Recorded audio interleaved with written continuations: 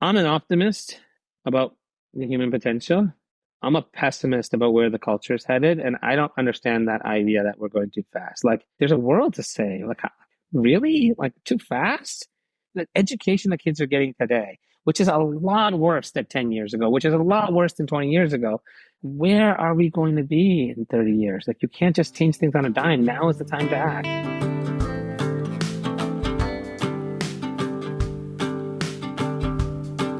Hello, and welcome back to the Hannah Frankman podcast. On today's episode, I'm speaking with Ray Girn.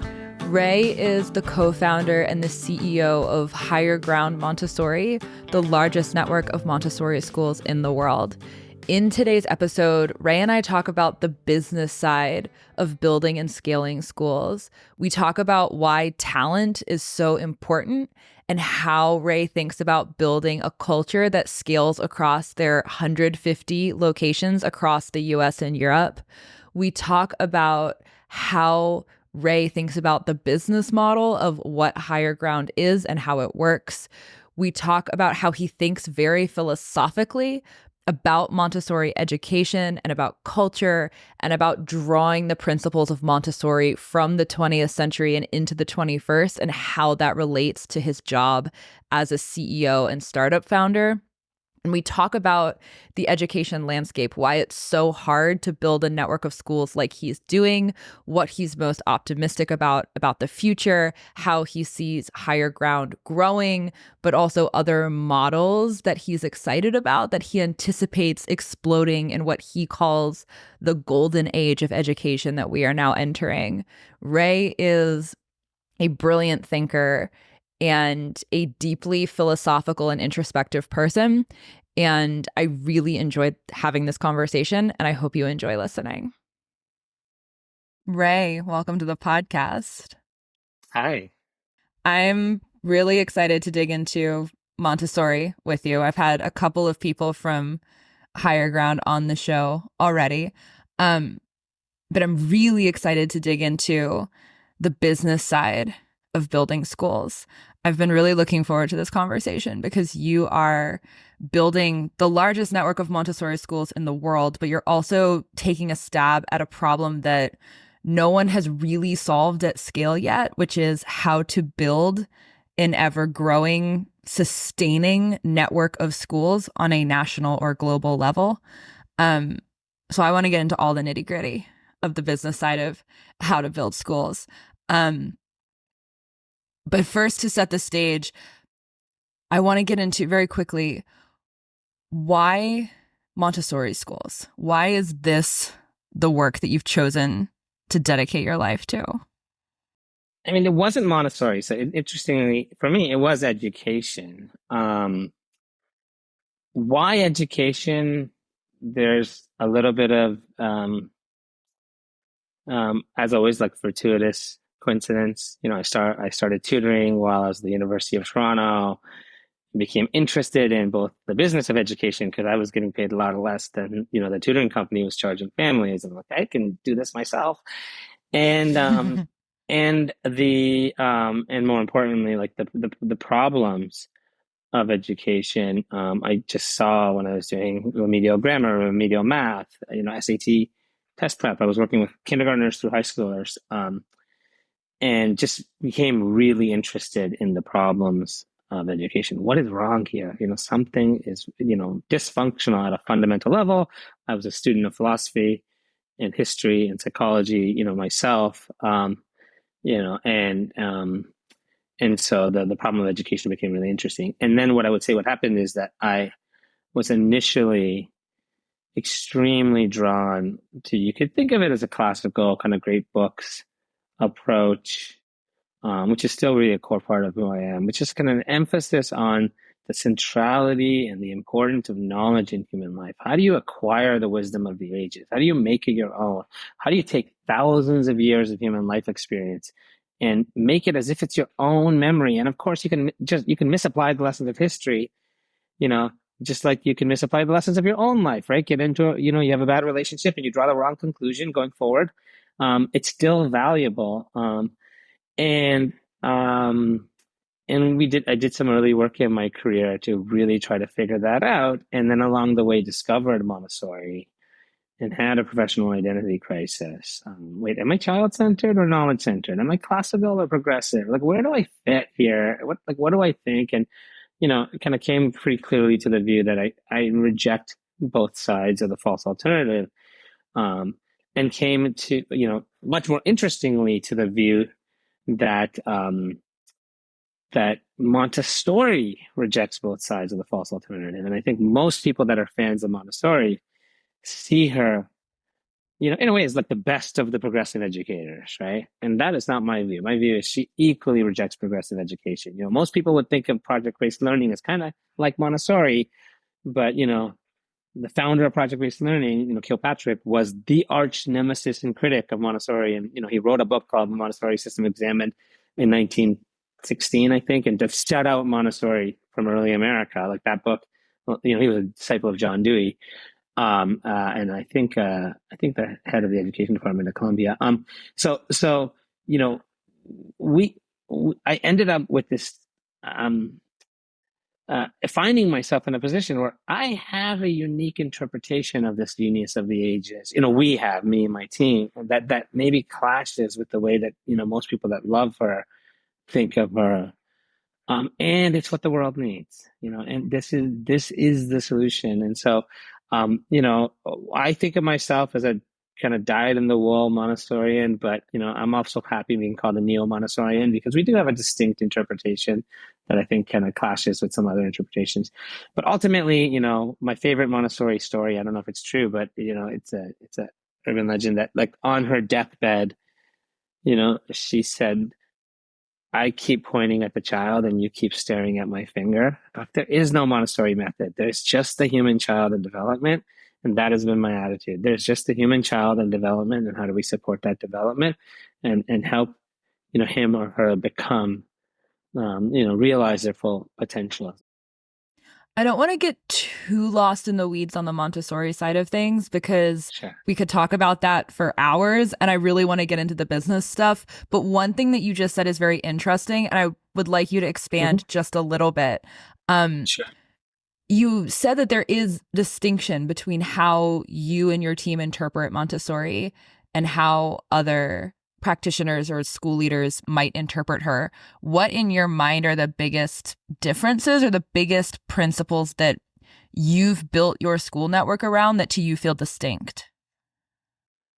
In practice, especially, looking at the ages of 0 births to 6 years old, I think in practice and implementation, I think the distinctions are subtle. I think they become more pronounced as you get older. And I'll speak to that in a second. The distinction is in the interpretation. Like the thing that, like that we think makes Montessori a genius and kind of differentiating is that she solves, or how do you create a self-directed discovery learning approach while respecting the architecture of human development, while respecting the fact that knowledge has internal dependencies and consistencies. She solves that in principle, and that it's embedded kind of into her whole approach. Now, as the child in practice, I think as the child gets older and you get to Montessori elementary, middle schools, and high schools, what does that, like, she didn't do that work of implementation. What does that look like? And I think our view is that the Montessori elementary and middle school programs should look more like the way that the Montessori 3 to 6 year old program looks than I think many other people would believe, that there's this kind of freedom within structure. So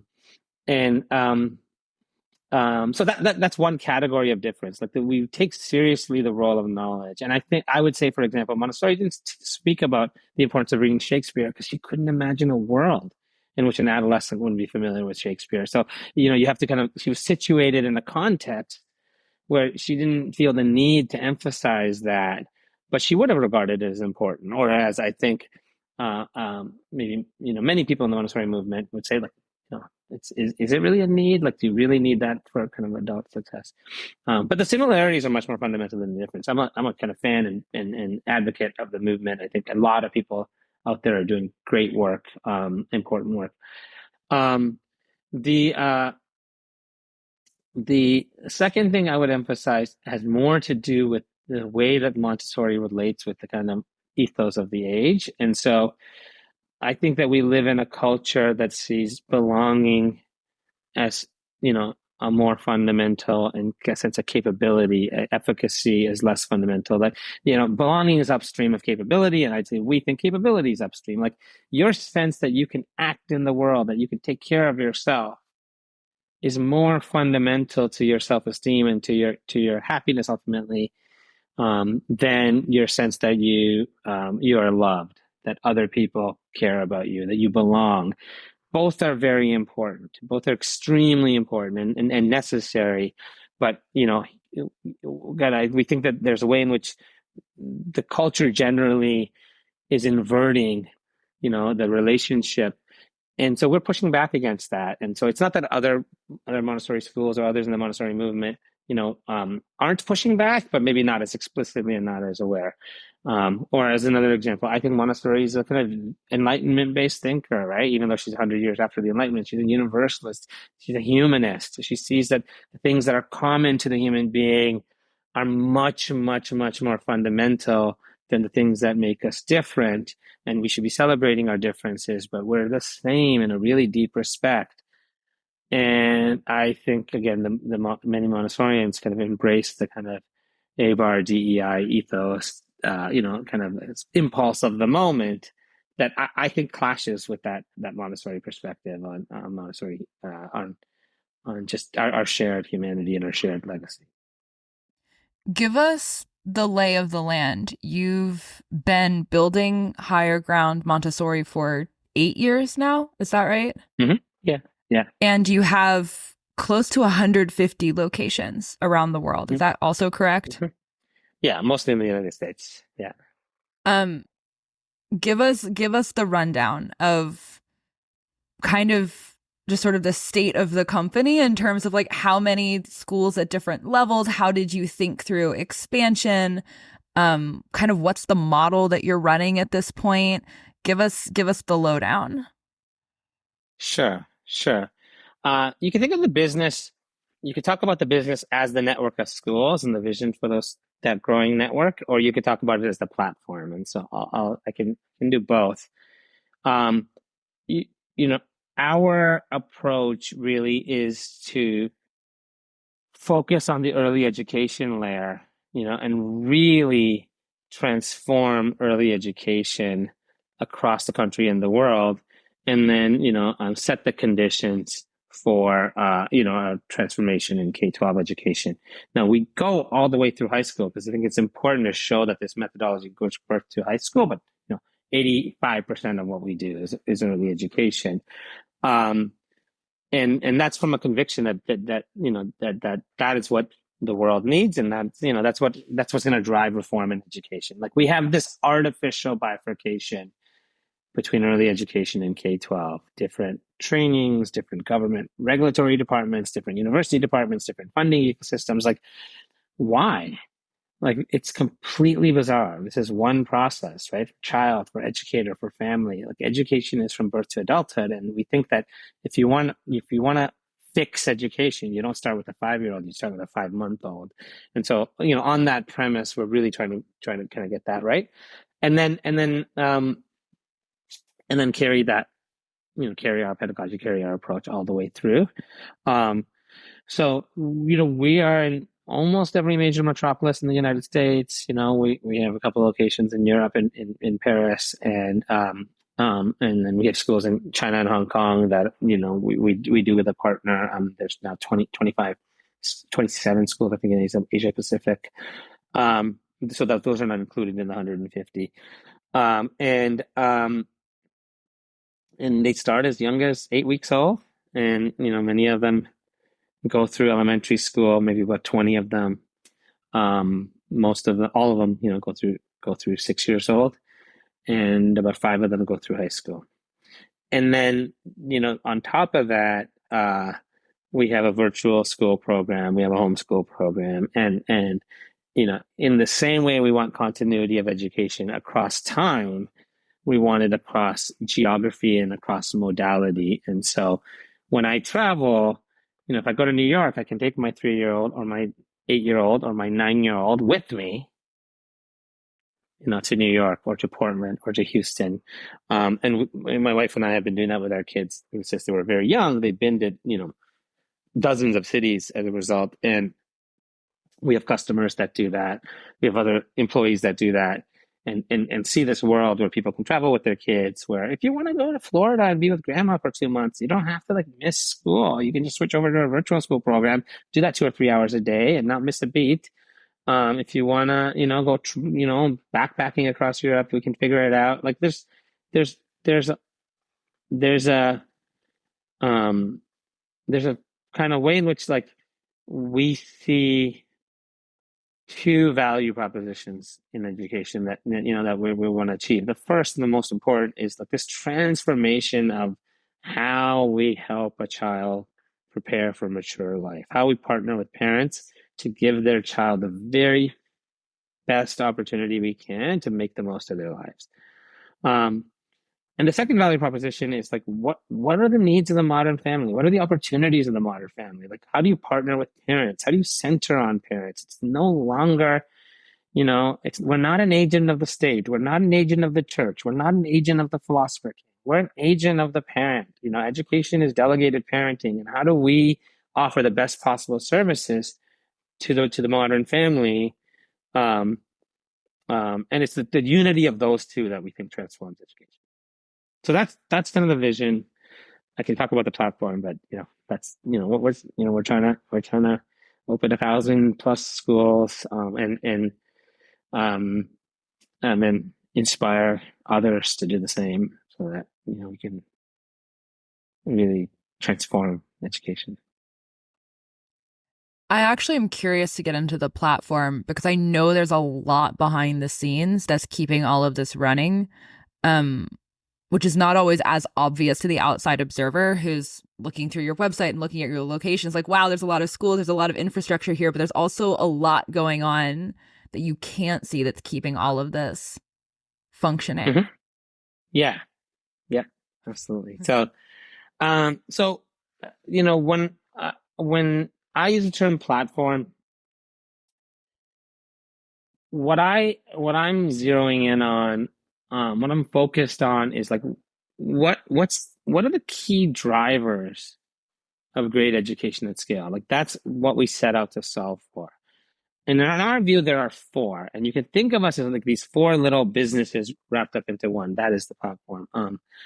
So I'll say a word or two about each, and feel free to interrupt, if you want me to kind of go deeper. But the first is, you can call it programming, you can call it curriculum, curriculum and pedagogy, but it is the kind of the education, the kind of pedagogy.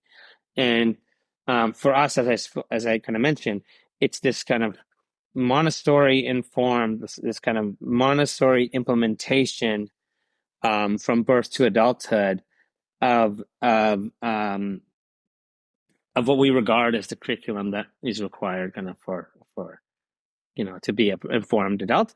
And so we use the term Montessori Baccalaureate, and Montessori Baccalaureate, we kind of, think of that in relation to something like the IB program. It is a full scope and sequence that we have built from birth to adulthood. And these are the things, you need to know, you need to internalize, you need to make your own, and a facility with, to have the right lens on the world, so that you can really make the most of your life. And then in order to fully implement that curriculum and make it accessible to children and to their families to assess learning, we have a learning management system that is attuned to our approach that we called Altitude Learning, which was originally the Alt School platform that had a lot of energy and hype behind it. And so, it was kind of darlings of Silicon Valley for good reason. It was this incredible vision to transform education, to kind of school in a box. How do we have a learner-centered approach? We were a super user, and we were admirers of the vision and the kind of effort there, and ultimately, acquired that technology and have been making it our own. And so that that technology, that learning technology combined with the Montessori and baccalaureate scope and sequence is the first pillar. Like getting that right is really important. And it turns out, like you need to have the right approach to the content in order for it to be properly motivated. There's this integration between cognition and motivation that you can't take for granted. And if you really want kids to love history, or if you really want, a deep scientific perspective on the world, you have to do things in a certain way. You can't just do them. And so we've had to become curriculum experts. The second pillar is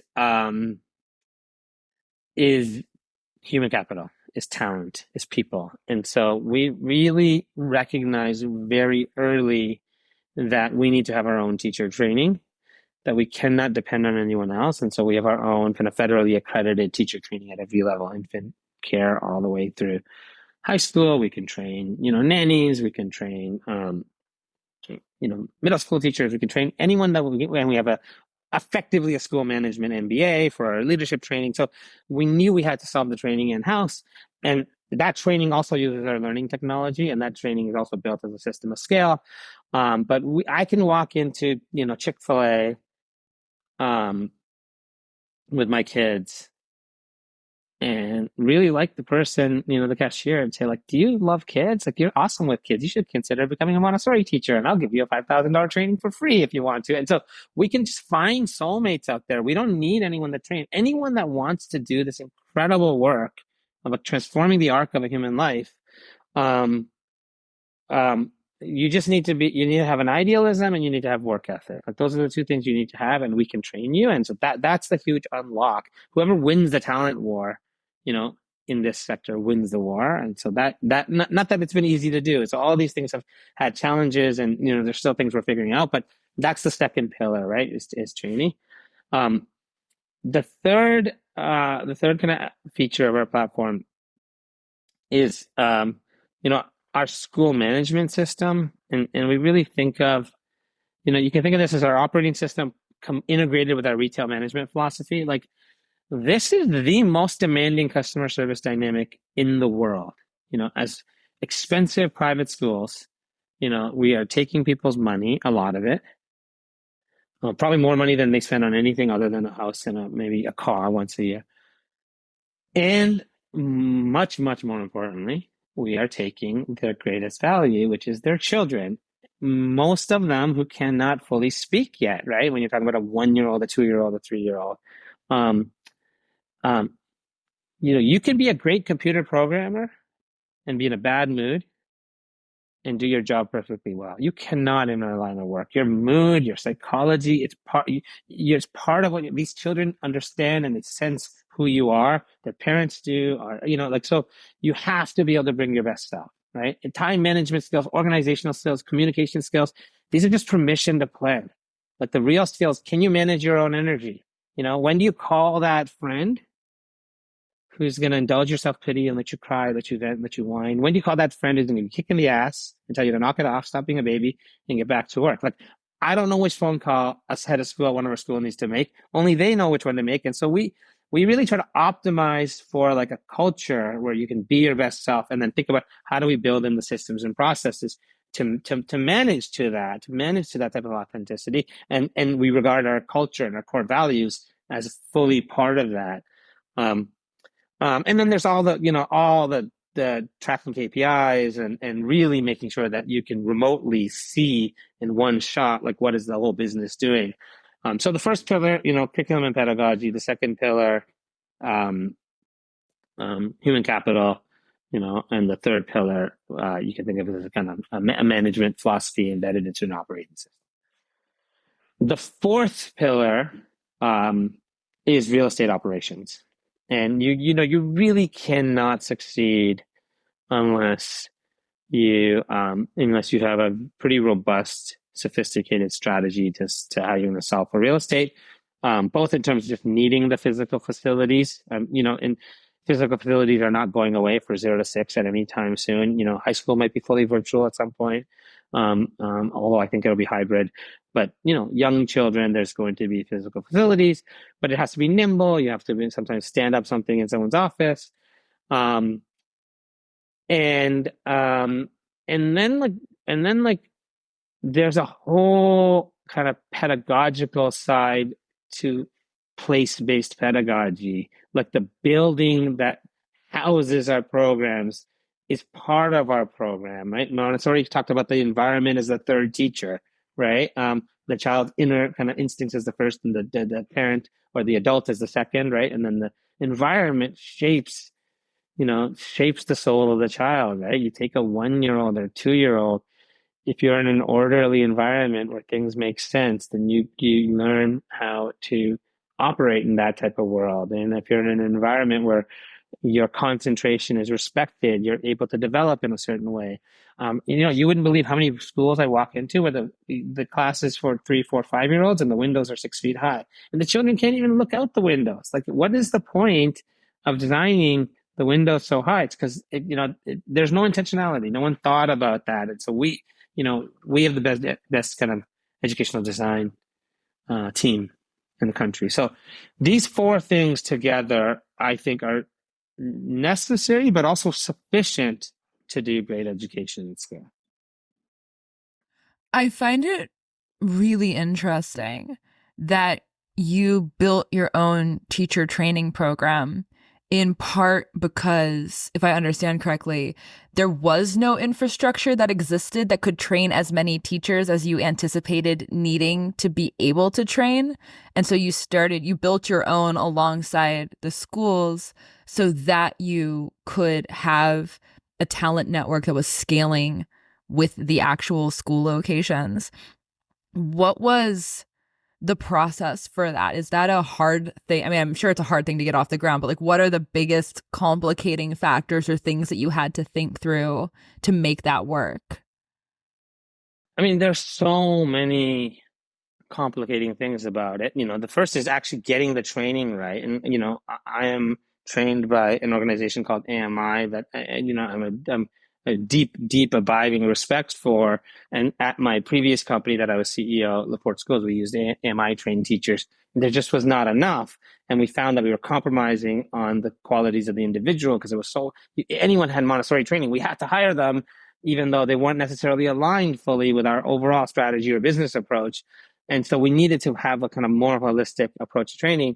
And then as we got into things, we developed perspectives like, for practical life, this kind of really big, important feature and part of the classroom in Montessori is often seen by Montessori educators and by parents and others as like the area where you develop fine motor coordination or, certain practical skills, right?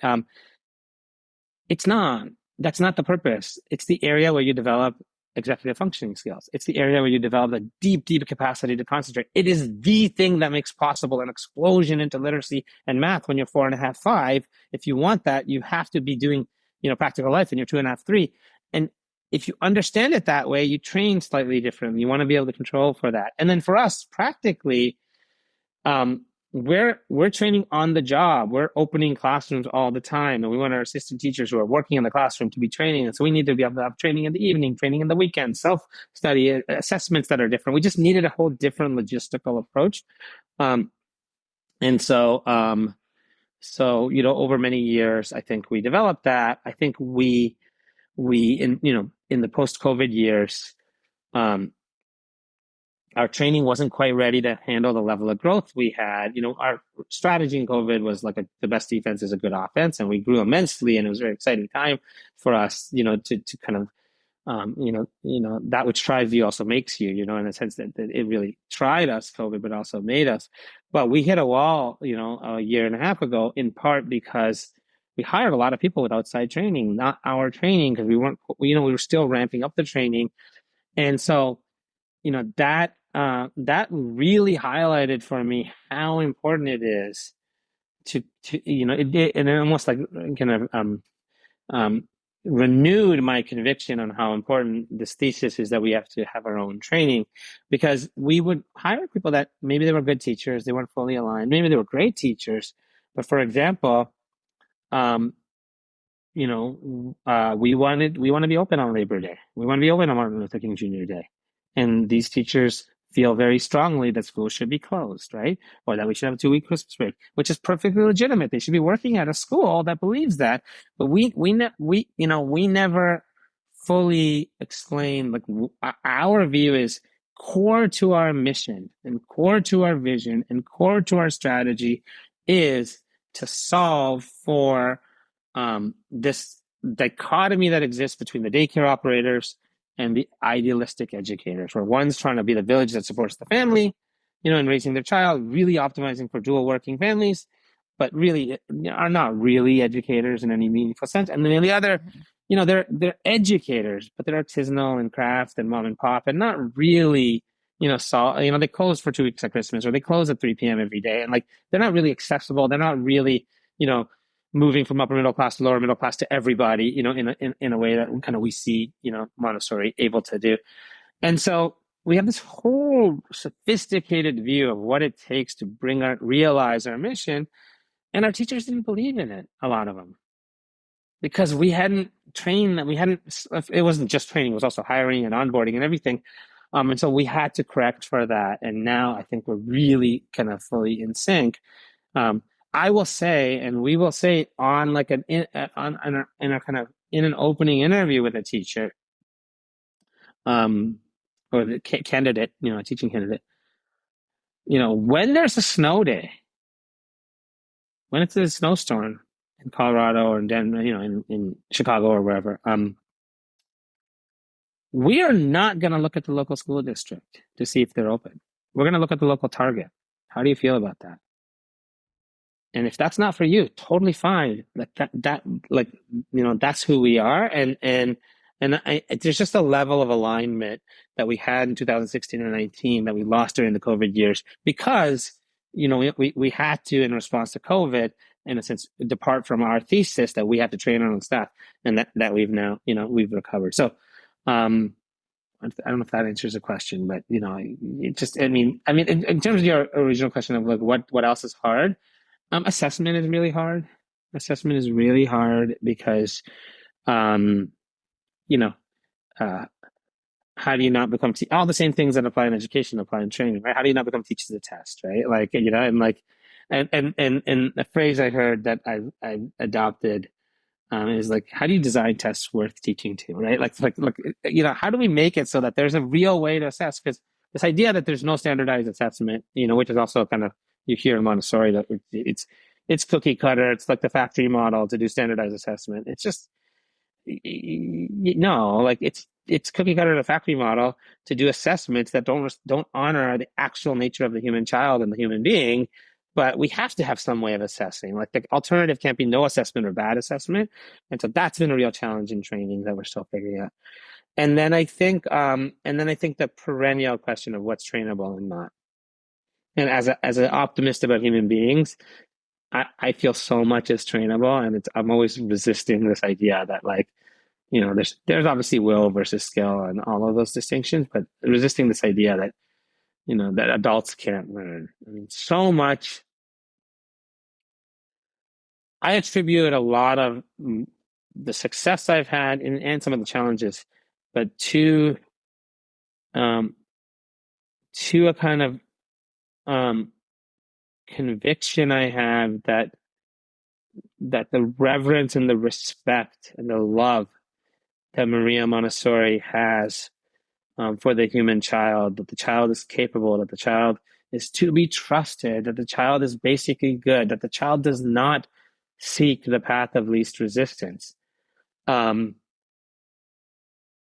That you have to feel that way about the human adult as well. And if you don't feel that way about the human adult, if you don't think that the adult is capable, the adult is to be trusted, then then your idealism about children is not really idealism. It's cynicism kind of masquerading as idealism. You have to believe it about the human being. And so, that has implications for how we train. Today's episode is brought to you by the John Galt Mortgage Company. I promised myself when I started the show that I was never going to have a sponsor unless I could truly endorse what they are doing. And that could not be more true. for the John Galt Mortgage Company. My friends Mitch and Tim started the company earlier this year after working in the real estate world for years and realizing that mortgages are way more expensive than they need to be. Most real estate agents don't actually know how much extra profit is baked into the cost of a mortgage. So Mitch and Tim started a new kind of mortgage, one where they cap their own profits on every transaction and pass the savings along to you, the buyer, in the form of a lower interest rate. If you are in the market for a house, I absolutely recommend checking out what Mitch and Tim are doing. You can find more at www.johngaltmortgage.com, or you can find the link below in the show notes. Okay, back to the show. Inside of an individual school, you have a head of school who's responsible for actually managing the school. They have an assistant head of school. And then each classroom has a lead guide and then assistant guides. So you have multiple people who are responsible for keeping each individual location functioning. And you have sort of these different points where the culture gets set. So the school culture is set by the head of school, and everything that happens in the school is to some extent going to be a reflection of the person who is managing it. But then each lead guide is also setting the culture for his or her classroom. And so these individual people are, in my mind, like the building blocks upon which the whole thing is structured. Like you have to have strong culture inside of a school and inside of a classroom in order for an individual school to succeed. And every school affects the entire network because the whole thing is a system. That sounds very challenging to have to replicate that at scale. My understanding from talking to many different people who have built schools over the years is that like whoever the head of school is really just like determines the entire trajectory of the school, and in some ways the school is a reflection of their personality and of their buy-in and how invested they are in knowing all of the details of everything that's like how everything is functioning. And that's not necessarily like a common set of traits to go out and hire for. I would imagine it's like a slightly challenging, and maybe slightly is an understatement, role to fill. How do you replicate that at scale? If every classroom's culture is set by the individual in it, and then you have 150 schools, you have, I don't know what your average number of classrooms is per school, like 6, 8.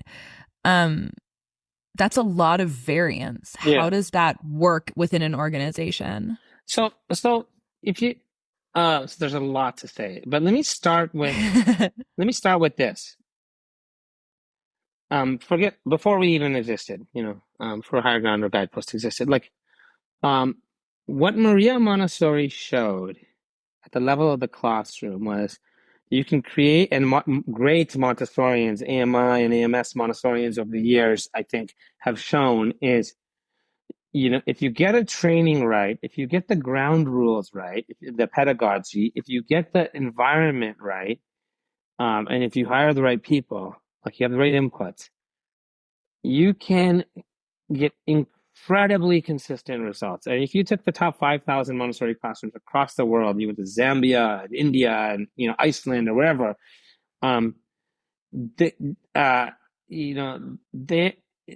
the feel of the classroom, the look of the classroom, the outcomes of the children in terms of their reading and writing and level of independence.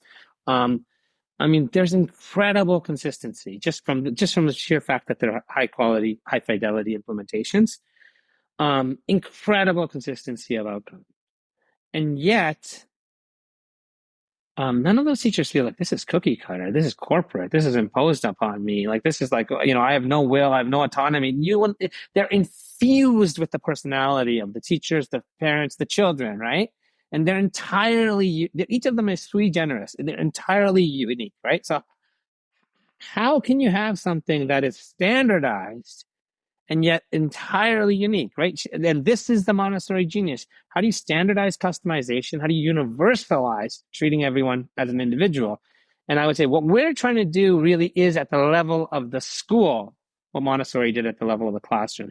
How do you, for the Montessori leader, for the entrepreneur, for the head of school, how do you create the conditions, the prepared environment so that within that structure, you have agency and it's entirely you. Um, and it's not easy to do, but that's the quest, right? And so I think that I come back to those platform elements, and if you double click into each of those, like this is what we're trying to figure out. Like, what are the things you have to solve for? Um, I'll give you an example. One of our core values is mission without martyr. Okay, if you say to teachers, to school leaders, to anyone working in education, we are missionaries. We are not martyrs. You can't. This is not too late for me. Let me save the next generation. You cannot bear a cross. You're not bearing a cross. You're not like doing something, martyring yourself. And if you feel that way, we all feel that way sometimes. You reprocess, you reorient to the fact that this is a choice, right? That you're making a choice, and it's worth it for you. The trade-off is worth it. It's not a sacrifice. That's an incredible protection. That is scaling culture, right? Or another core value of ours, unbreached trust. And what we say in the value of unbreached trust is if you feel like you've been wronged, if you feel like someone's taking advantage of you, if you feel like someone doesn't see your full value, the onus is on you to surface it and to repair the breach. You can't carry a grudge for months and months and months. And I've been accused of victim blaming because it's like, what? The onus is on the victim of like your manager's mistreating you. You got to erase it. And the answer is that is the only way to scale culture. Like we're moving a mile a minute. Everyone is stepping on each other's toes. And so you explain like, this is the way you will be heard. You're never going to get fired for raising something, right? Like you're going to be validated, but you have to make it whole, right? You have to take that responsibility. And so none of these things have been implemented perfectly, and we're still learning. But we're trying to scale exactly those types of things that are needed from a management perspective. And then obviously the pedagogy, it's like, the materials are the same, the training is the same, making sure that people have access to that. So that good people, like what Montessori showed is that a teacher at the 3 to 6 age level, let's take that's the gold standard. A reasonably intelligent, highly dedicated person who has good character and loves children can create a world-class Montessori classroom. You don't have to be a genius of the ages, unicorn. That's the goal. I don't think that's true, for example, at the high school level. I think like you have to both know the subject and know coaching and know so much. Like you can't find a great human being and train them that easy. That's what we're trying to do. But you can, I think, at the younger ages. Like that is what, and so much of that has already been solved. We are cashing in on 100 year. We're standing on the shoulders of giants, right? On 100-year-old legacy, not just Montessori yourself, but the Montessori movement is the greatest small business movement in the history of the United States, in my view. Largely enterprising entrepreneurial women in the 60s and 70s, and because it's outside of the nonprofit independent school sector, because it's outside of the public school sector. Certainly it's outside of the for-profit education sector. Like no one tells that story, right? It's these entrepreneurs bootstrapping it, have created the system, and we're starting from off of what they built, and so there's a lot there. So yes, it's hard, but there's also a lot there to draw on. The last point I would make about this is that like management is the hardest thing to scale. Montessori management, in my view, is about giving people room to make mistakes and be their best self within a structure, within an accountability framework, within what Montessori calls control of error. So the reality is giving you the feedback, not another person. That's what we try to do for our students, right? But in practice, if you give a teacher room to make mistakes, you betray the children, right? You betray the families. And those families are going to email me sitting here in Austin, Texas, no matter where they are, saying, hey, this teacher, if you give a school leader room to make mistakes, you betray the teacher who feels like guideposts is my head of school. If you give a regional team room to make mistakes, you betray the school leaders in that region who feel like they're not being validated. Like, how do you honor the fact that people have to have some space to figure things out while holding yourself to a high standard? And avoid the false alternative of micromanagement versus like delegate and abandon. like the way to do it is you have strong default centrally, you have strong training, you have strong SOPs, you find great people, and then you let them operate with that system. Like so, that's harder said than done. Harder said than done. But I think the formula, is achievable. Some of what you're doing feels to me as an outside observer like uncharted territory. And you've studied this far more than I have. So correct the parameters that I'm about to set if any of this is Hmm. inaccurate. But it feels like in some ways you're tackling a problem that no one's really solved. Hmm. There is no like truly innovative, truly self-directed mode of education within which someone has built an entire scaling network of schools. There are lots of people who are doing an amazing job on a local level building Hmm. schools, and there are a lot of people who have small networks of schools that have been successful. The closest one that I can think of is Acton Academy, but Hmm. they have a very, very specific business model where they're not trying to expand quickly. A lot of the people they have running their schools are already successful entrepreneurs. They're not necessarily building a school with the goal of like, this is going to be a hugely profitable enterprise. It's more of a like, Hmm. we really care about this and we're going to build an Acton for our own children and for our community. Yeah. Yeah. And many of like the way the model is set up, they're looking for people who are going to be amazing operators, and then they, allow them to Yeah. start in Acton in their location. Um, Apogee is trying to do this. They're a very new school up. Their first locations in Cedar Park. They're expanding across the country this fall. They're trying to open 50 locations at once, which is hugely ambitious, pretty unheard of as far as I can tell. But they're in the very early stages of it. They're taking their first stab, like very, very early in the process of like even attempting this.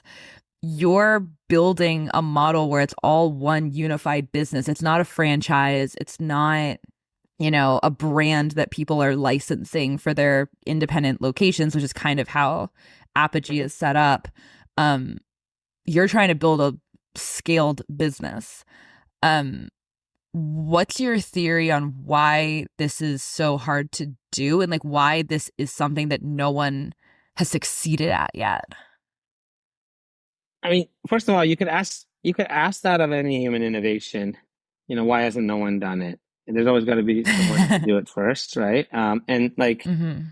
um, and I think that there, I mean, there is something I think to the idea that the time is now, that like 50 years of early education research, um the development, like psychology, like really finally, and cog sci finally being sciences, and rather than like just kind of in the pre-science stage, right?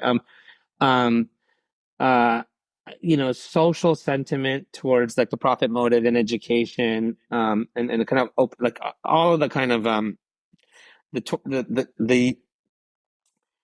the ideological kind of context of the 20th century has kind of added up to an awareness that, who decides curriculum matters in a way that is historically new. And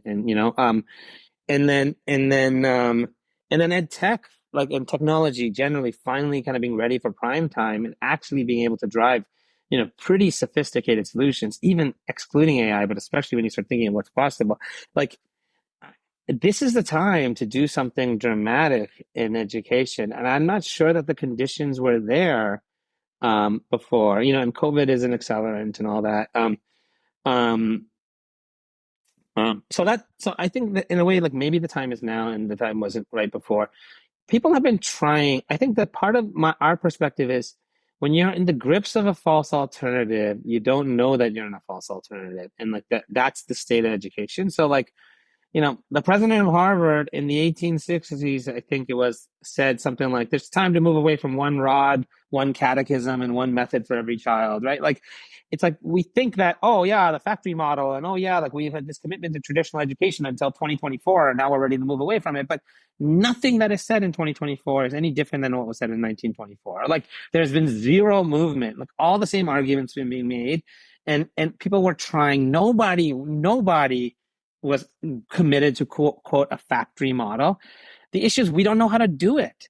We've been trying for hundreds of years, and we don't know how to, on the one hand, respect the agency of the developing child, and on the other hand, impart a definite set of content and skills that, as from an expert perspective, we think adult human life requires, to the life well lived requires. And so you get kind of this swinging back and forth between, like, let's just, like, not, content doesn't matter, just allow children to do project-based learning, and then, okay, well, it turns out that doesn't really work. They don't actually end up learning anything, and we got to swing back to kind of grammar schools, and we've been doing that for hundreds of years, right? And so, like, part of, I think, and everyone that does good work in education in some way, in my view, in some way, is solving for, on the one hand, you have to have structure and content, and on the other hand, you have to have total independence for the child. And I think there's an increasing awareness of that issue, right? Harvard Press, I think it was like 3, 4, 5 years, 6 years ago now, but put out like something like the remaking of the modern American high school. I don't even remember the title of the book, but like I can look it up. But it was basically grappling with this idea of, like, do you have IB schools, or do you have, like, progressive, project-based schools? And, like, some of the best ones are a little bit of blend of both. And so we're on this, you're seeing these schools emerge. There's, like, academics in the morning and projects in the afternoon. That's an attempt to solve for this issue. I don't think the right approach, but that's an attempt to solve. Everyone is starting to grok that there's this issue here. Like, it can't just be kumbaya, do whatever you want. Like, there has to be inner strength, inner virtue, inner discipline, replacing the carrots and sticks. Otherwise, it's just a house of cards. But you can't just, it can't be knowledge becoming content, becoming academics, becoming memorization, becoming teacher to the test, becoming, the rat race. Like, we know that doesn't work either. And so I think it's a really exciting time, because I think there's a latent surfacing of the fact that these issues, and there's a surfacing of the fact that education is inextricably philosophy. It's inextricably requires a kind of view on what is the nature of the good life. Otherwise, you're just talking past each other. Do you want obedient Christians? Do you want good citizens? Do you want self-actualized, and high agency children? Do you want people that are prepared and ready for STEM careers? Like, what is the goal? How can we talk about the right approach to education if we don't agree on the goal, right? And so, like, that's the sense in which, like, I think that the next 10 to 20 years are kind of coming golden age, because there's so much latent awareness of these issues now, and there's no avoiding. One of the things that I think is really interesting about what you're doing is, one, everyone on your team thinks very philosophically about Montessori education and early childhood education in general, and these through lines that you're talking about between what happens in early childhood and what happens in adulthood. Mm-hmm. The philosophy runs very deep, but you're in an interesting position because you're also, like, in the throes of building a startup, which in many ways is a very different headspace from being a philosopher. And you're trying to think through a 100-year-old philosophy that's a very applied philosophy. It applies directly to what a child is working on and how they are being supported in their development in the classroom. So it's something that, like, you can't be just abstract about, because it's being applied practically on a daily basis. And you're thinking through how this philosophy applies for the 21st century.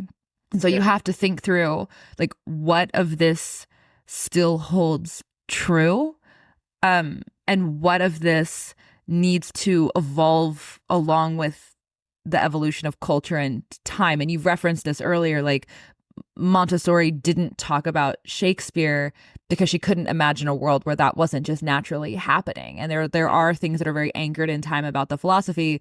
And then obviously, kids are growing up now in a world where technology is everywhere and they're going to need to learn things like computing that did not exist when Montessori was developing her methodologies. How do you approach applying someone else's philosophical work and the process of adapting that work or that philosophy to the context within which you're using it? How do you think about applying that into your evolving business? And what is the Yeah. relationship for you between being a philosopher and being a startup CEO? Yeah. I mean, I think that the ideal, like the kind of Ayn Rand ideal of the businessman intellectual has been who I am since I was 12. And like, so there's a real way in which like, I can't, life is kind of philosophical. Like, Jefferson talking about like seek the kind of sure and solid ground of philosophical principle. That's what we do in every situation. There's a great line. Mary Renault is one of my favorite authors. And she has this great line, I think, in one of her books where she says, she writes, kind of historical fiction, ancient Greece mostly. I saw death coming and I had no philosophy, right? And like this kind of like, if you don't have a framework, you don't have a lens through which to this, you're helpless. And that's where I feel most people were with COVID. Like they saw COVID coming and they had no philosophy. And I had, I think, Matt very well, one of the greatest kind of intellectuals of education on my payroll as part of my leadership team. And our whole approach to COVID was like, what is a philosophical meaning? Yes, this is a kind of crisis that happens once every 100 years. And it's the epitome of an exception, but it is also absolutely 100% normal. Human life is about punches out of left field. It's about dealing with the unexpected. It's about life. Life. It is anthropologically completely normal. It's nothing unusual. How do we deal with it? Is our education preparing? Are our children prepared to adapt? Right? Like we turned it into an opportunity to be who we are. And I think that that is the approach that I've taken to business concerns. When someone's like, "Oh, mystery shoppers, can we pretend we're parents and mystery shop at another school?" And half my team's like, "That's dishonest. Why don't we just tell them that we're a competitor?" And the other half is like, "That's not dishonest. This is how Sam Walton built his career. This is just it's industry standard. Everyone knows that you do it."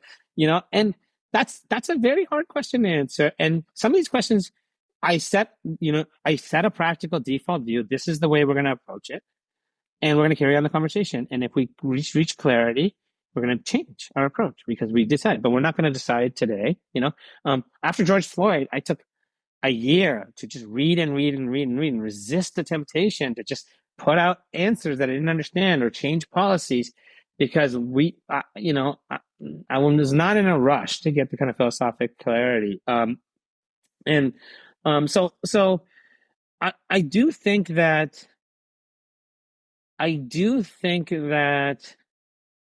there are trade-offs between how much clarity you can pursue and needing to hit enter, but those are not trade-offs between practical and being philosophical. It's like they're just trade-offs between values like that. Like I don't like trade-offs between our mission and our business, right? Like it's not like we have our business goals and our mission. Like the way that I see it is everything has to be recast as a trade-off between the short term and the long term. Like, do we need to act now, but we also need to kind of continue to pursue clarity? Um, I do not regard myself as a philosopher. I regard myself as kind of a business leader that has a kind of intellectual bent. But I've surrounded myself with great philosophers, and I take seriously, and I can think through, even if I can't originate, kind of what they say. The other thing I was going to say is, this relates to your last question as well. In business, in the startup world, there's this love of focus and this love of point solutions, and I feel like my whole career has been about resisting that. And if I fail, it's going to be because I took on something too complicated, which is fine. But like, I think that part of that well, part of it is legitimately you can only do so much, and part of it comes from a kind of suspicion of system, a suspicion of philosophy. It's like, it's like everything, like it's like you can either take this kind of dogmatist view where you're adhering to the philosophy, um, or you could take this, or you could actually look at the facts, right? And like, I think there's something really off about that false alternative, and that's part of why people don't try to do big things. And you know, if you could take the type of that startup mindset of like, really being solutions oriented and kind of like that design thinking, that kind of product mindset, and apply it to big problems, it turns out that it works on big problems, right? Like I love this Oliver Wendell Holmes quote that um he says, "I don't give a fig for the simplicity on this side of complexity, but I would give my life for the simplicity on the other side of complexity." And so, like, that's what I feel like when people are like, "You're doing so many different things." It's like, no, no, I'm trying to do one thing, which is educate the human child. It's a very complicated problem.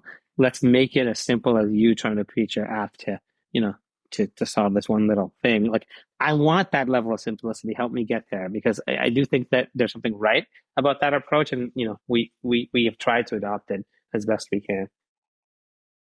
You're also very comfortable taking bold stances on philosophical ideas. Hmm. Um, you're very comfortable saying, this is what I think, this is what we stand for, this is what we're going to do inside of our schools. And you seem to be very comfortable with the idea that that's going to be extremely attractive to the right type of family who is philosophically aligned. And you seem to be very comfortable, like, allowing the philosophy to, if people disagree, like, that's okay. It's better if it's just like out in the open kind of vibes.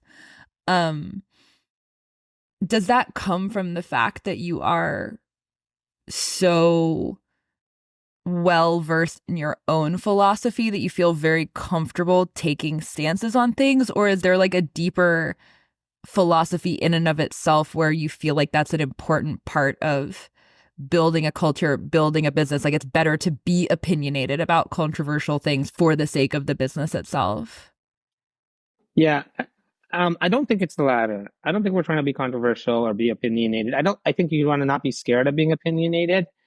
Um, but I think one of the reasons people, like too many people, for example, they don't want to be Montessori school. They want to be their own new thing because they want, you have to be different, and you just have to get it. You have to be right. You don't have to be different, like you have to get it right. Um, I think the number of people that that I brought to Montessori in the last 20 years, it is exceeded only by the number of people that I permanently scared away and will never consider it again. So like I have made the mistakes. Like this is not a comfort that comes out of success. It's a Yeah. comfort that comes out of it comes from two things. One, um, I don't try to I select for integrity, and then I try to bound for other things. Bound for budget. You have to do it within this budget, or you have to do it within this time frame. And I, I don't think there's ever a breach of integrity. Like we are, I think that people can sense when you really care about their children and you're really trying to give everything you have. You're trying to give the world to their children, even if they disagree, they can sense that. And yes, we're going to make mistakes, but like they can sense that, and so we don't have another agenda beyond your child if you're a parent enrolled at their school, and I think that counts for a lot, and I don't think that that's always true, right? And we'll make the hard decisions, and and I'll do the town halls, and secondly, like I am willing to take responsibility and take ownership and go and talk to those families and make that case. Um and then so that's one thing, and then the second thing is we're not martyrs. And when you know you're not a martyr, and you're doing it because you love it, you're just it's less scary. It's less scary to take those risks and take those chances. Like I have this one life to live, and I want to make the most of it. And yes, it's about the mission. And yes, It's about the children whose lives I want to transform. But it's also about doing great work with a team that I love and having fun doing it. And, it's like, it, the kind of the love, like Achilles dons the armor of his enemy. And by the time you're in the Aeneid and you're in Rome, you don't don the honor. It's kind of too self-aggrandizing to don the honor. Like, so the glory that you see in Greece. The only place you find it in modern culture is in hip hop and in sports. You don't find it anywhere else in modern culture. So I think we try to have a little bit of that as well. Yes, it's about our love of these children and what we want to enable for them, but we get to live that life today ourselves too. And then it turns out adults that are living that life are really good for children to be around, right? And so like it ends up creating, they become self-perpetuating. um I think that uh, the third thing I'll say, it's the first thing is that um, we really have the integrity uh, of our convictions.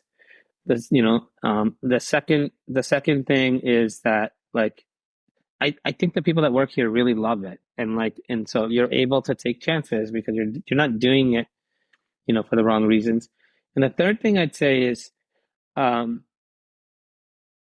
and maybe comes more from me, but I really don't care what anyone thinks. Like I don't care. Like I'm not really scared of the Twitter mob. It hasn't come after me, and hopefully it doesn't. But unless it's the real mob that's gonna go out there and hang me, like if it's just like I have my kids, I have my wife, and I have my family, and I have the things that I love, and there's so much life to live. And and so the worst, just going back to Shakespeare, the worst is death. That's all I would say. Like, let's go out, let's try something really hard, courageous, bold, and enjoy the journey. And there's a million people that are going to take the safe route. So why do that?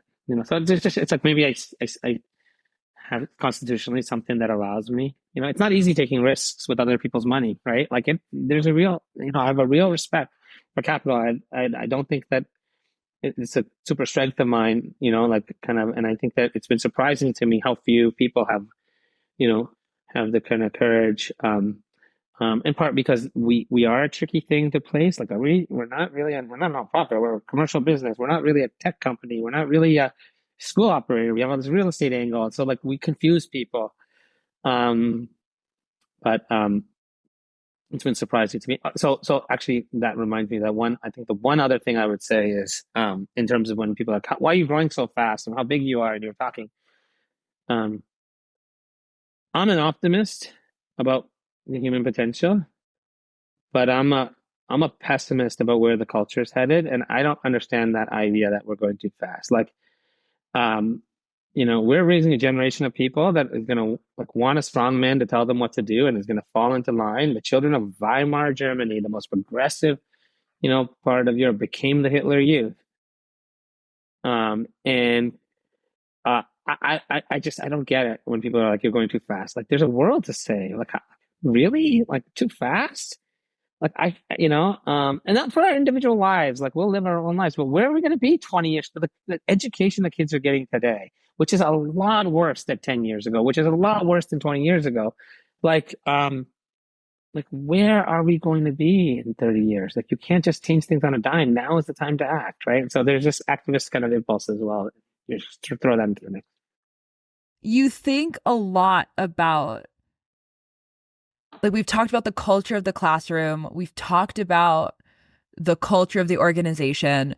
One of the things like you just hinted at, was the culture within you, which you think it is healthy and beneficial for a child to be surrounded. These examples you just gave of the types of adults it's beneficial for a child to be around is, very compelling. What are some of the other things that you think about when you think about the culture that it is beneficial for children to be in, to grow up to be strong, competent, Yeah.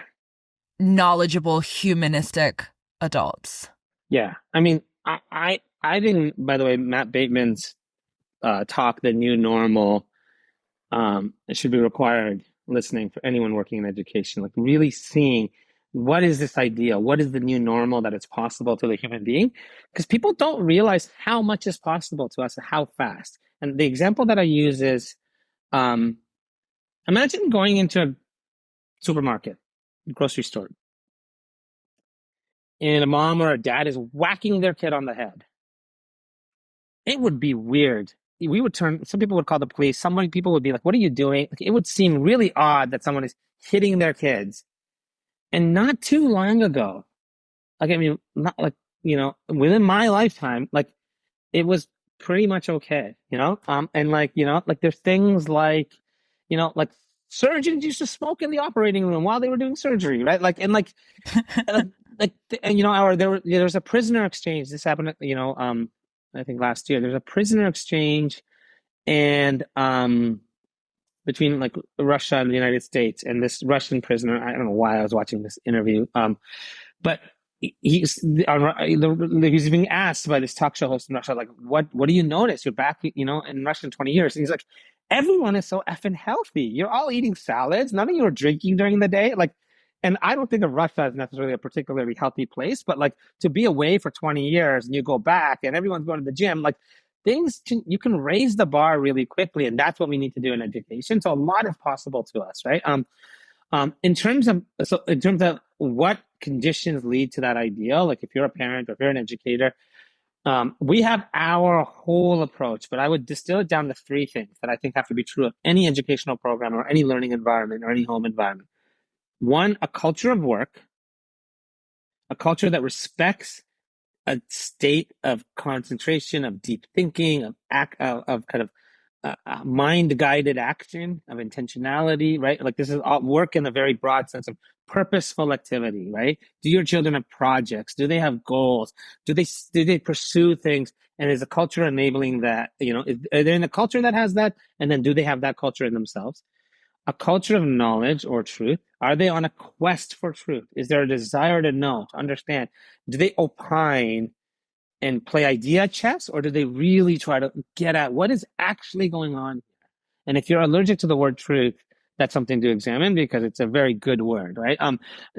Or if you think truth is inherently dogmatic or something like that, like, are they on a quest to understand, to make sense of the world? Is there a curiosity? And is that being inculcated? And then three, which requires knowledge. Like you can't have that if everything is as good as everything else. And then three, a culture of humanism. Is there a love of human achievement in particular? And do they see the world around them as the consequence of good work and choices, from by other, human beings through the ages? And this is why, progress studies, I'm on the board of Jason Crawford's progress studies, and why it's so important, I think, a movement, because it's a very actually goes core kind of pedagogically fundamental need, and we live in an age again that um, wants to talk about the outcome and the achievement, but abstract away from the individual. Like, Thomas Paine has this line, like, "Ye that dare oppose not only the tyranny but also the tyrant." Um, And today I would flip it and say, "Ye that dare oppose not only the tyrant, but also the tyranny," right? Like there's a way in which like we kind of are willing to have these villains, but we're like systematically to see like, oh, like the issue is kind of in the system. Like I think that like we're not comfortable with the idea of hero worship in education. We're not comfortable with the idea of like focusing on the positive achievement, never lying to kids. But I don't think people need to know that Thomas Edison was a neglectful father. Like you don't need to surface that. There's no duty to be kind of cover all the bases. You need to focus on the things that are essential.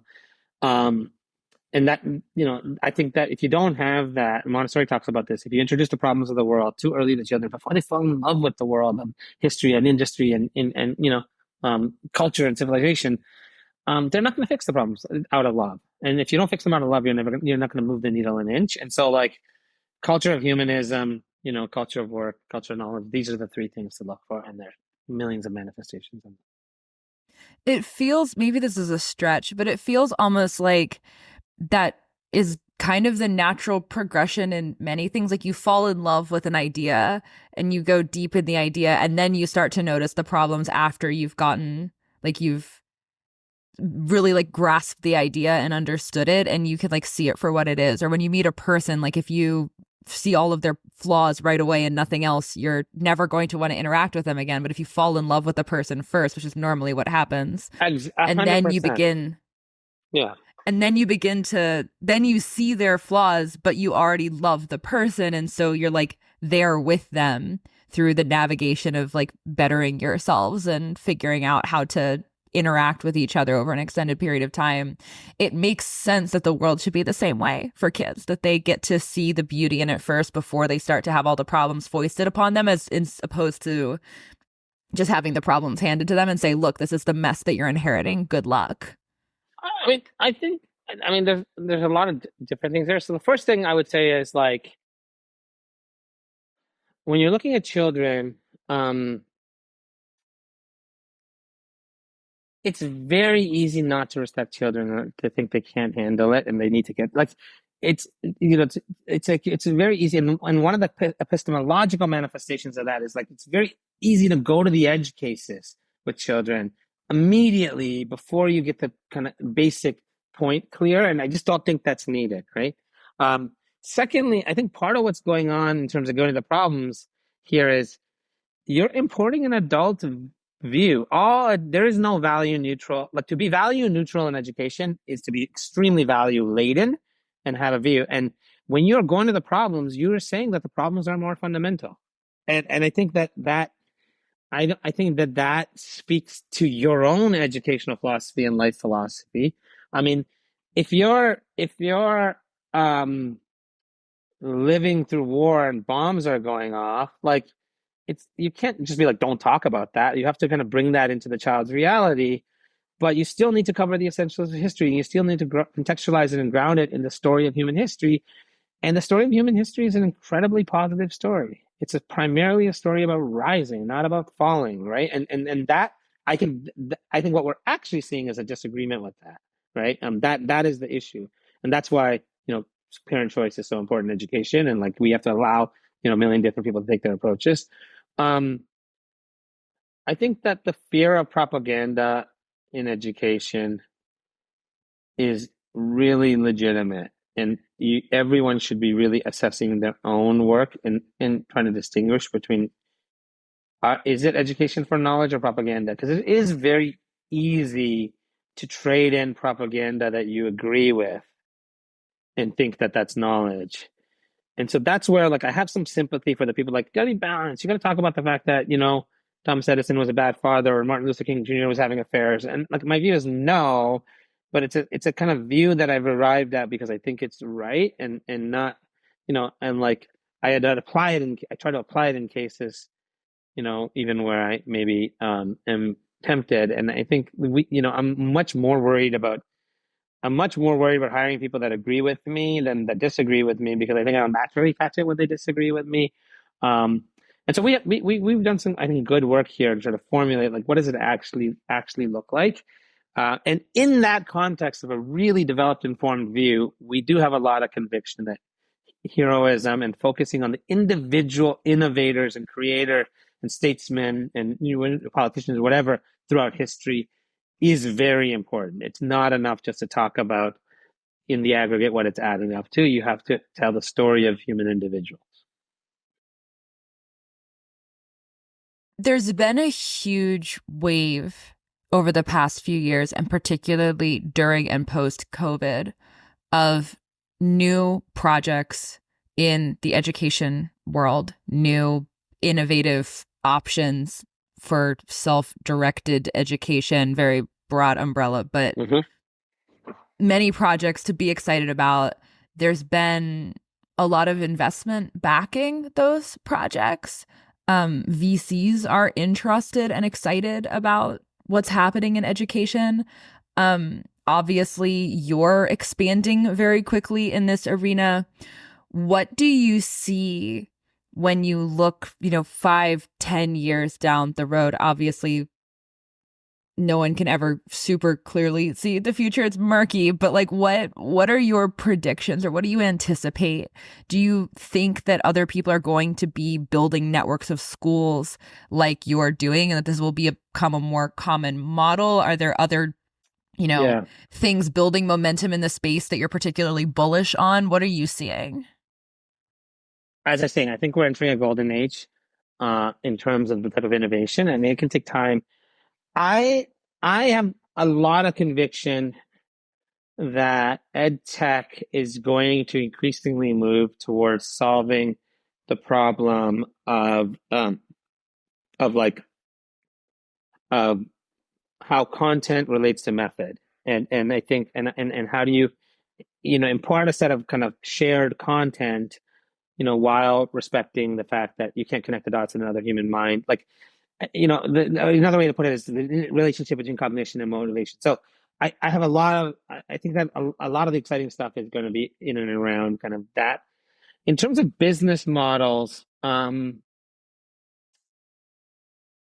not sure. So what I would say is the current generation, my generation of entrepreneurs, has a little bit more of the Travis Kalanick kind of mindset of like, let's go out there and create value and push on the envelope, kind of do some regulatory hacking, like just to create so much value that even the law has to catch up in the cases. Again, we're gonna push to kind of in terms of what's possible. Um, um, but whereas the previous generation was much more like they wanted to be the darling of the public school system, and like even though they were in the kind of pushing for alternative forms of education. Um, but I don't.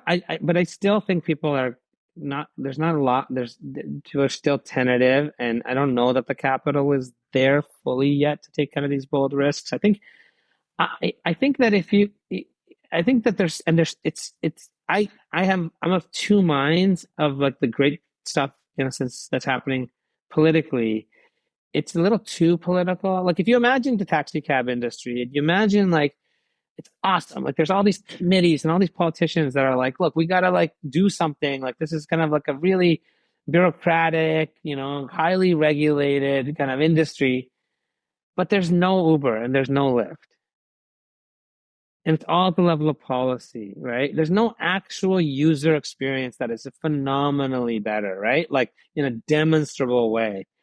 Um, I worry that I worry that we're in that situation with education in terms of these alternative programs, in part not because they're not actually better, but because we don't have a vocabulary to handle the fact that we have different goals, and like it's like we're still measuring things on the same assessment framework, and like we need to have some way of saying that this is a good school on that's objective and yet that accommodates for the fact that it's a good school for this individual who is also doing who's also a figure skater, or it's a good school for this individual who also didn't is coming out of trauma, and like you can't compare them to some kind of norm, like there's we don't I don't think that assessment framework fully exists yet, and I think that'll be a huge unlock.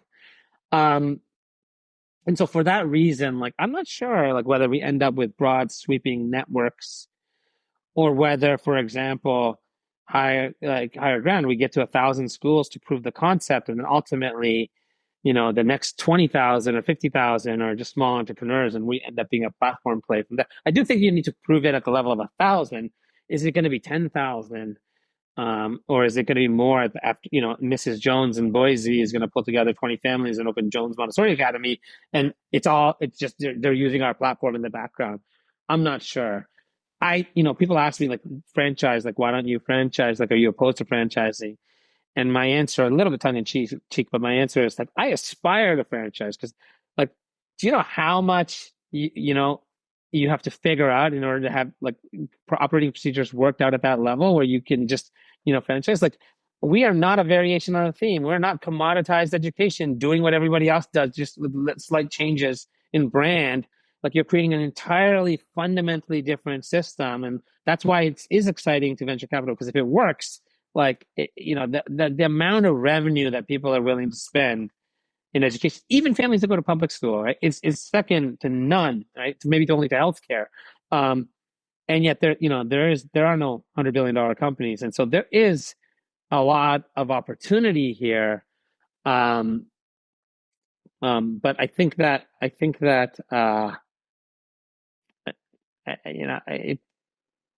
we need one or two winners. Maybe it'll be us, but we need one or two winners to really kind of unlock, I think, the potential of the sector. It's a If very small people, sector still. it is a very small sector. Yeah. Surprisingly small. Yeah. Considering how many people have a vested interest in it, having children. Yeah. Well, because partly because nobody wants to challenge two things. Who will criticize the public school system? N- Not everyone will consider it from this perspective of outcomes. Um, but who will criticize it from the perspective of kind of philosophic perspective? I think there's still very few people, right? And the ones on the school choice movement, like part of the problem is there's such a focus on school choice that there's not a lot of conversation about pedagogy and about curriculum, about things that imagine I was talking to you about like you shouldn't go and spend your paycheck gambling in Las Vegas, every paycheck. And your response to me was like, but you should have the right to do it. And I was like, of course you should have the right to do it. Like, let's move past that and talk about whether it's actually a good thing to do. Like, the school choice movement is so focused on like parents should have the right to choose, and we haven't gotten to the point like what are they choosing? Is it actually good for their child? Like, why? On what standards? Like, there's very little of that conversation, and there's a concern about having that conversation because it feels like it's discouraging the movement. You want to support everybody in the movement. But the reality is most of them are not going to be good just by sheer statistics. Like most things, this is a problem with the charter school movement. Most of them are not going to be good. That's fine because that's not what it's about. It's about the freedom to try and people making choices for their kids and entrepreneurs making choices for what they want to do, right? So that's kind of one issue. And then the second issue I was going to say about what's the other thing? The other point I was going to make was that parenting is not treated as parenting and education are treated separate. Like it's one sector, parenting and education. Education is just delegated parenting, and so there's a whole kind of rethink that has to happen there. But yeah, there's huge opportunity. If people have enjoyed this conversation and they want to know more about what you're doing, they either want to read more about your work or they want to like read more of your writing, or find out more about Guidepost, where would you send them next? Guidepost Montessori.com, Higher Ground Education, to higherground.com, our school websites. I'm on Twitter. I'm not that active, but periodically I'll post something. But I know who to follow. I would say go to the intellectual. If you're a parent, go to the intellectual. Go to Matt. Go to Laura Mazer. Go to the people that you've had on your podcast. Go to the intellectuals in our organization and in the Montessori world. And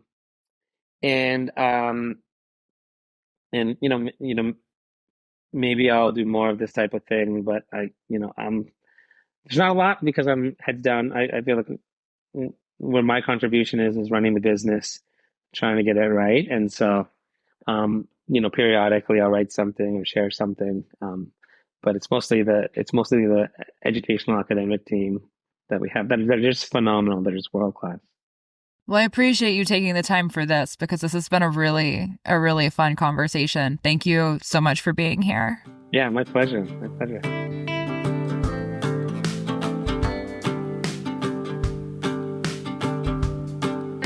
All right, my friends, that is a wrap for today. Thank you so much for listening to today's episode. I hope that you found this valuable. Please leave a 5-star rating on Apple or Spotify. Please like the video on YouTube. And please don't forget to subscribe on whatever platform you listen to make sure that you don't miss next week's episode. Thank you so much, friends. I will see you next week.